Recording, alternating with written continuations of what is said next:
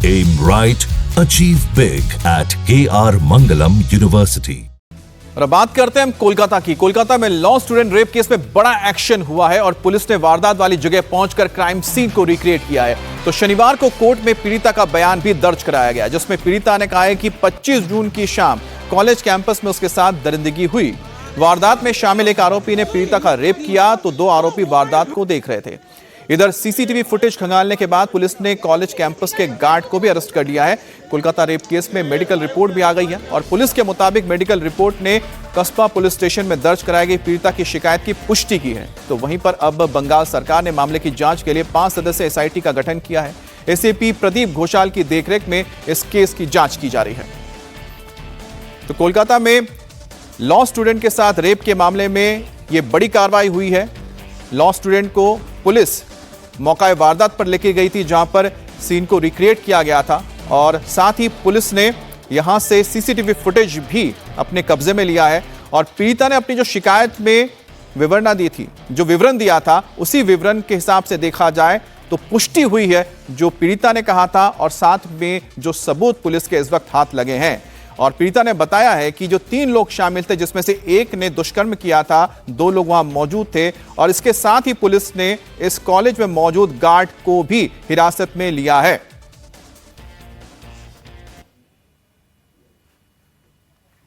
इस बीच राष्ट्रीय महिला आयोग की टीम अर्चना मजूमदार की अगुवाई में कोलकाता के साउथ कोलकाता लॉ कॉलेज पहुंची है, लेकिन उनको कॉलेज के अंदर वारदात वाली जगह नहीं जाने दिया जा रहा है। कहा जा रहा है कि वारदात वाली जगह को सीन रिक्रिएट करने के बाद पूरी तरह से सील कर दिया गया। राष्ट्रीय महिला आयोग की सदस्य अर्चना मजूमदार को अंदर नहीं जाने दिया जा रहा है और कॉलेज के बाहर पुलिस फोर्स तैनात की गई है।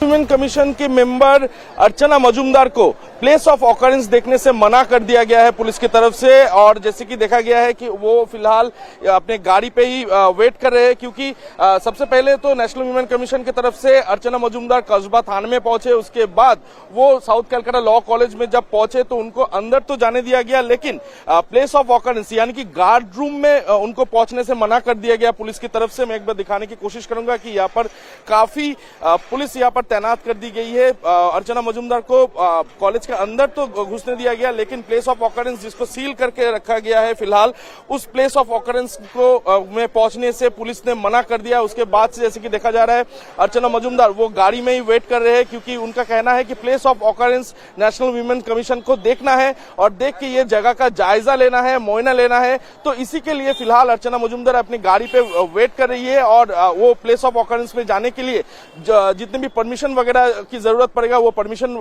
करवाने के लिए वो फिलहाल इसी जगह पर यानी कि साउथ कलकत्ता लॉ कॉलेज के बाहर ही वेट कर रही है।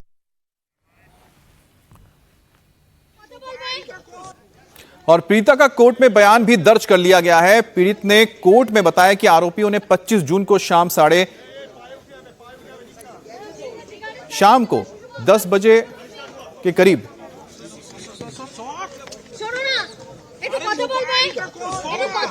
तो यहां पर आपको बता दें कि पीड़िता ने जो बयान दर्ज करवाया है उसके मुताबिक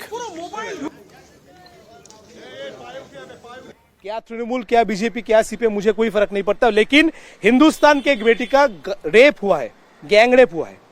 तो उसने मुझे बोला कि सर ऐसे ऐसे हुआ है मेरे साथ।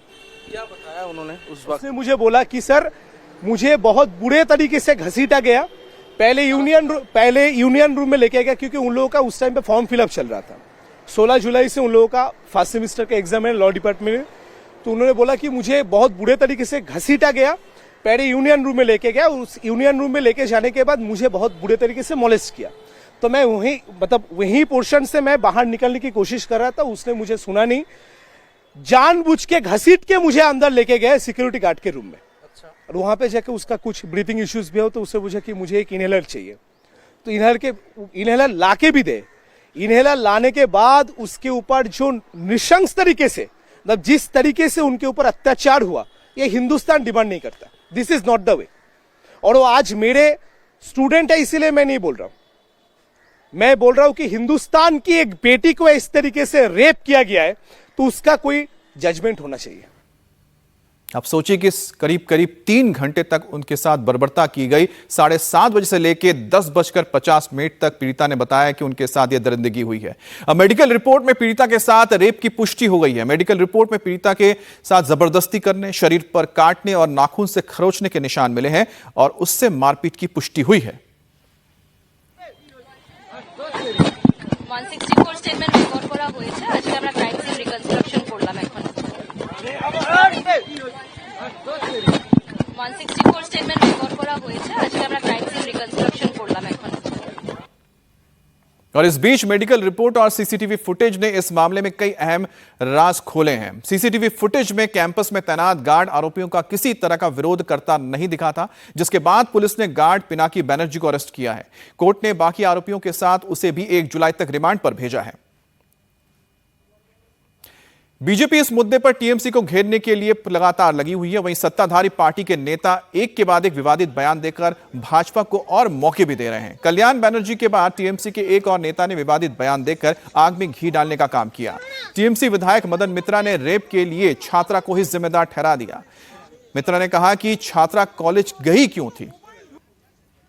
तो जिस दिन कॉलेज बंद है, परीक्षा चल रहा है, आपको यूनिट की कुछ बनाएगा तो आप मत जाइए, इसमें आपको भला नहीं होगा। वो लड़की अगर नहीं जाता तो ये घटना नहीं घटते थे। अगर जाने का टाइम लड़की किसी को बता के जाते थे, 2 सहेलियां लेके जाते थे, ये नहीं घटते।